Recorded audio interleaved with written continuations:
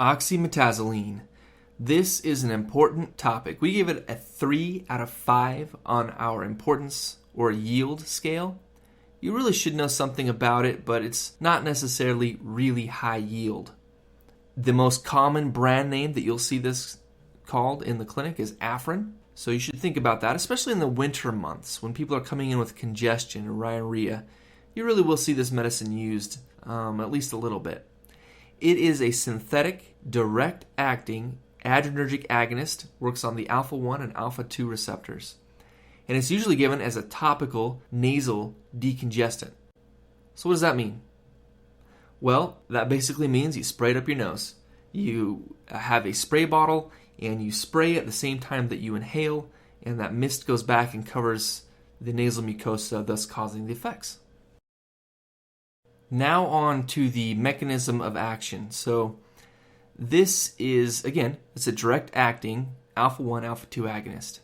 That's a 5 out of 5. You can see on the left there. You've got to know that. If you don't at least know that much about this drug, you're going to fail the question. It works mostly on the alpha-1 receptor over the alpha-2. Think about what alpha-1 does. It's a vasoconstrictor. It makes perfect sense why it works when we spray it up the nose. If someone comes in congested, dripping, and uncomfortable, this medicine is going to cause those vessels in the nasal mucosa to clamp down, thus decreasing the edema, which is the congestion and a little bit of the uncomfortable sensation, and also decrease the rhinorrhea, which is the drippiness, which could be causing a cough and other things. They're going to walk out of your clinic in a couple of minutes even, feeling much better. It really only takes a few minutes for this to kick in.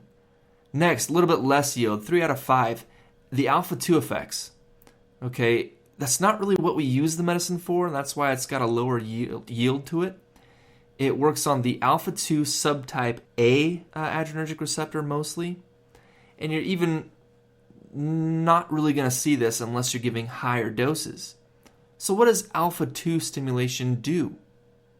Well, do you remember clonidine, the medicine clonidine? What is clonidine? Clonidine is an alpha-2 agonist. What do we use it for?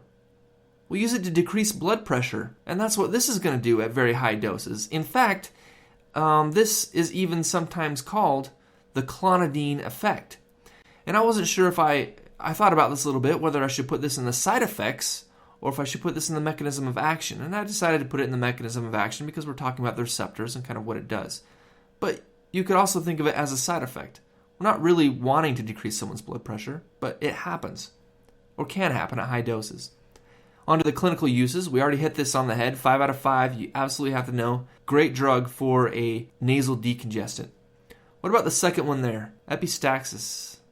Well, that means a nosebleed, and I've seen this work, actually. Young boy comes into the clinic, difficult to control nosebleed, and we just can't get it to stop. Finally, someone smart in the back says, hey, why don't we try Afrin?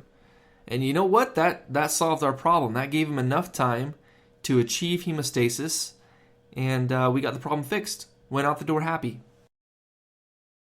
Lastly, the side effects. 5 out of 5, you gotta know it, rebound congestion, also called rhinitis medicamentosa. It's more of a technical term. Basically, if patients use this medicine for more than a few days, officially we tell the patients 3 days, but in reality maybe more like 5 or 7. If they use it longer than that amount of time, the nose is going to depend on that medicine. I think of it as becoming addicted, so that the nasal mucosa gets addicted. It has to have this drug or else it's just not going to stop running. Physiology is a little bit more difficult than that, but basically you've got a problem.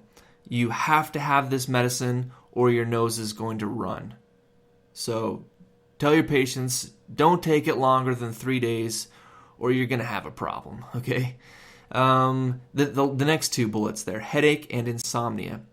So far, we've really only discussed the local effects of oxymetazoline, but in truth, it is absorbed systemically. And actually, a lot of things can be absorbed systemically through the nose. Think about it. What about cocaine? People snort cocaine. It wouldn't be a very fun drug if it stayed locally in the nose, right?